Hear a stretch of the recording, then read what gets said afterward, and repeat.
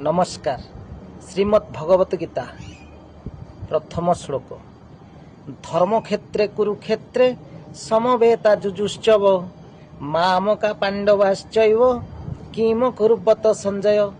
धृतराष्ट्र तो अंध, से महाभारत विषय जानिबा को व्यास को प्रार्थना करते व्यास संजय को दिव्य दृष्टि देथिले। तेणु संजय धृतराष्ट्र को सबू कही।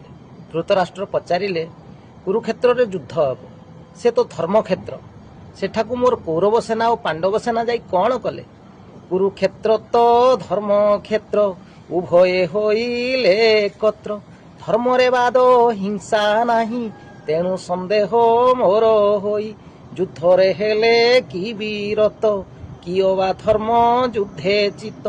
देई युद्ध रे स्वर्ग इछि, कह संजय तेणु कुछि। पुणी देखा हब द्वितीय श्लोक रे। ओम कृष्णाय नमः।